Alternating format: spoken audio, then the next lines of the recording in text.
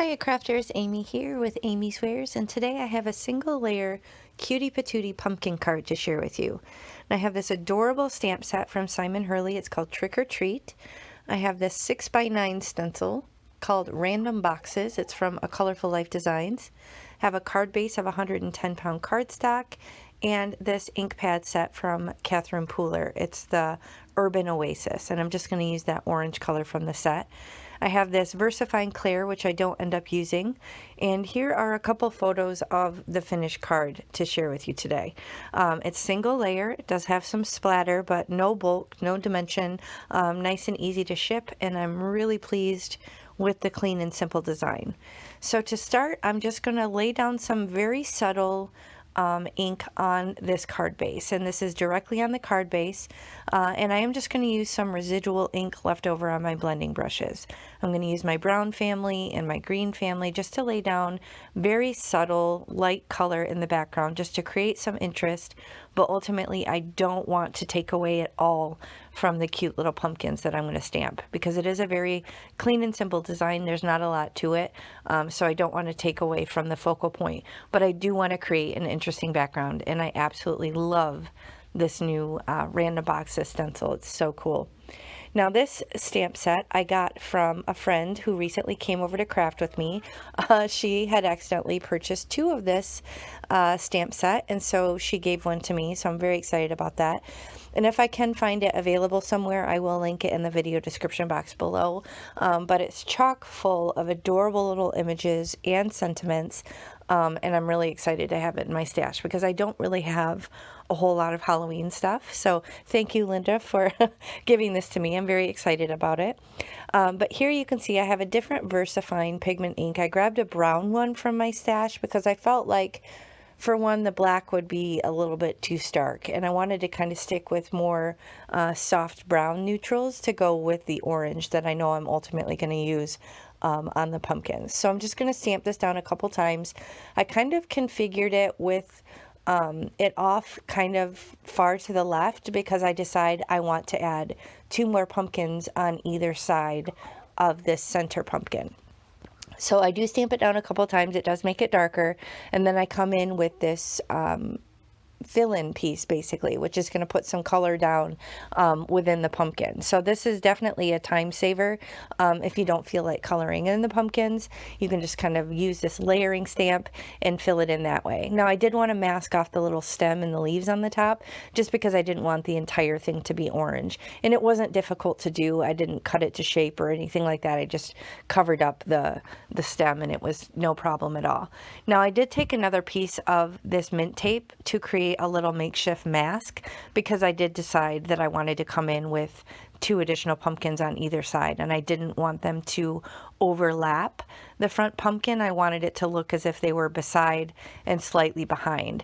So you can see I'm not even really cutting the entire stem out, just because I know I don't need to, because the pumpkins are just going to kind of nestle on either side, and I really only need to make the one mask, and I don't have to move it around at all, because that center one is going to be in the front, and then I can just stamp on either side of it, and that front pumpkin will stay protected. Makeshift mask. So this is a fun way to kind of create a row of an object without having the lines intersect. You can kind of stamp it and do the same thing, fill it in with the layering stamp, and then not have it compete or overlap that front and center card. So if you do any sort of masking, just remember the one that you want closest to the front is the one you stamp first, and ultimately the one you mask off. So I hope that makes sense. But I stamp the outline a couple times on either side of the center pumpkin. I do the same thing and just little off the stem while I ink it up, and then I'm sure to remove that little piece of tape. See, I almost didn't. That would have been a mess. But you remove that little piece of tape and then fill in the orange color on the stamp. So I did that on both the pumpkins on the side. And I like this because I don't know if it's because I didn't line it up perfectly, or if that's just the way the stamp is designed, but there's these little extra white lines really close to those lines that go down vertically on the pumpkin, and it looks almost like a highlight, like kind of what you would see in the round edge you know, in real life when you look at it. So I don't know if it was a mistake on my part, but I'm really pleased about it that it didn't fill it in entirely. I like that it left those little white lines because I feel like it gave it an added little design feature, almost like it was an intentional highlight. So again, I don't know if that's because of the way that I lined up the layering stamp or if that's just how it's intended, but it looks really cool. So now I have this little picker tool here from Tim Holtz, and I'm just using that to carefully pull back the mask on the center pumpkin. And then I do decide that it's going to need a little bit of shadowing on those side pumpkins because I really want it to look like that one in the center is in front.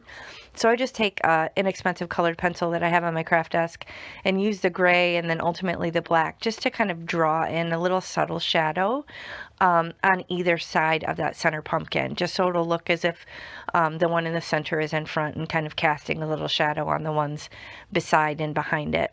And then I do come in with the gray and just also create just a shadow underneath the three pumpkins, just so it's kind of not floating in space and gives them a little something extra. So if you're doing a clean and simple design like this and you feel like you need to build a whole scene, don't feel that way. It can absolutely be some random background like I have and some focal point of stamping.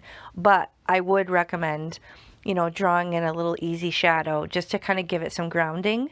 Another way you could do it is to create a ground by a piece of masking tape, and then you could ink blend below it with some subtle gray ink blending, and then you'll create a ground for your stamping or your critter to sit on. So that's a fun way to just to give it a little bit more of a finished look, but still not feeling like you have to build, you know, a whole scene for your design, which honestly, I'm not good at that. I'm not good at scene building. I love it when other people do it, but it is just not something I'm good at. So I tend to stick with clean and simple and then just create, you know, a little shadow or some subtle grounding. Now here I'm doing some flicks of this really pretty glittery watercolor. I just use my water brush pen to kind of activate the watercolor, and then I just put a little blob of it on my acrylic block, and then I flicked off the edge of the acrylic block and put this beautiful shimmery glittery splatter all over this otherwise very clean and simple single layer card. And I love the Hey Pumpkin. I think that is so cute. So I'm so pleased with how this turned out. If you have to have this stencil, I don't blame you. It's such a cool one. But if you do shop a Colorful Life Designs, make sure you use my coupon, AmyFan10, and you'll save 10% on your complete order if you shop. So thank you so much for spending time with me today. If you enjoyed it, please hit the thumbs up, and I'll catch you next time. Bye.